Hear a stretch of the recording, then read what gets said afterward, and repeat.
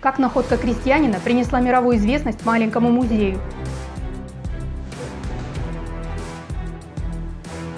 Почему из всех сокровищ Советского Союза гитлеровцев интересовала именно эта коллекция? Рассказ о драматической судьбе золотого чемодана смотрите прямо сейчас. Превозмогая слабость после тяжелой болезни, она бежала к зданию горисполкома. Немцы были уже на подходе. Здание ожидаемо было пусто, все ушли. Двери нараспашку, скорее на 4-й этаж. Войдя в комнату, Анна Моисеевна не поверила своим глазам. Чемодан был все еще там, о нем забыли в спешке. Его надо было срочно спасать. Она побежала за помощью, самой ей не справиться, в чемодане не менее 80 килограмм веса. Золото и серебро в старинных монетах и украшениях. Ценность невероятная, но еще больше материальная историческая ценность.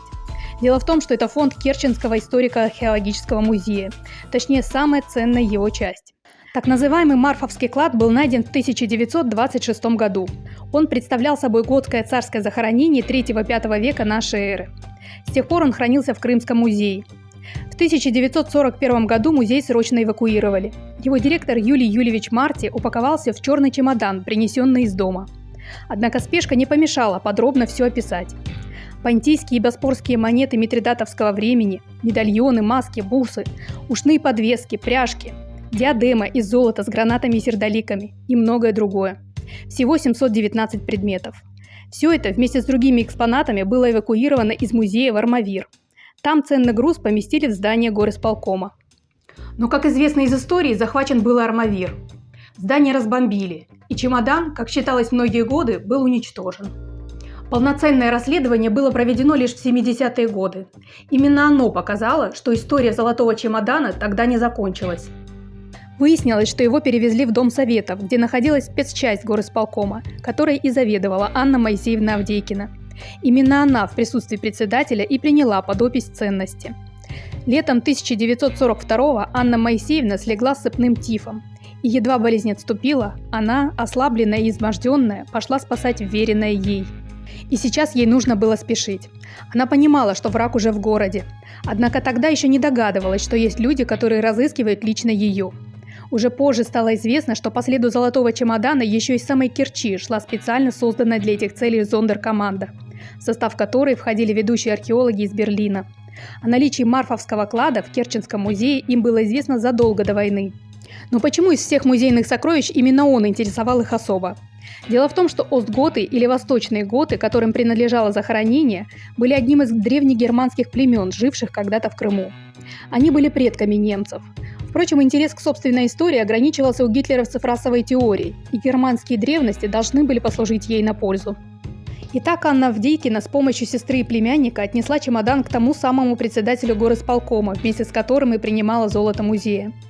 Василий Петрович Малых, именно так его звали, организовал грузовик, и чемодан под бомбежками вывезли в станицу Спокойная Краснодарского края, где передали заведующему Госбанком Якову Марковичу Лободе.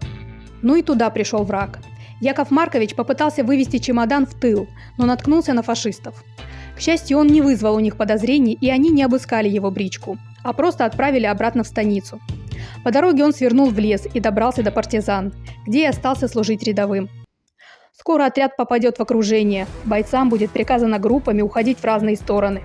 Большинство из них погибнет. Позже, в 44-м, найдут и пустой чемодан, но вот самих сокровищ там не будет. Куда, понимая свое отчаянное положение, могли партизаны спрятать золото? Логичнее всего закопать. Но вот где, как глубоко, в одном месте или по отдельности, этого не сможет сказать уже никто. Командир отряда Яков Григорьевич Соколов, у которого была карта, погиб, выходя из окружения. Яков Маркович Лобода попал в плен и был расстрелян. Историю путешествия чемодана от Армавира до партизанского отряда мы знаем из уст Анны Моисеевны Авдейкиной. После передачи золотого чемодана в Спокойную она решила вернуться в оккупированный Армавир. По дороге попала в плен, но сбежала. Вернувшись домой, узнала от матери, что ее и чемодан разыскивала гестапо. По неподтвержденным данным, в 1946 году близ станицы Спокойной местные мальчишки нашли диадему. Тогда никому не пришло в голову связать ее с пропавшим музейным фондом. Подтвердить ее принадлежность Марфовскому кладу мог тогда лишь один человек – директор Керченского музея Юлий Юльевич Марти. За многолетний научный труд И самоотверженность, проявленную при спасении достояния страны, его не наградили, а сослали в Казахстан, как этнического немца. Ну а клад? Его ищут до сих пор.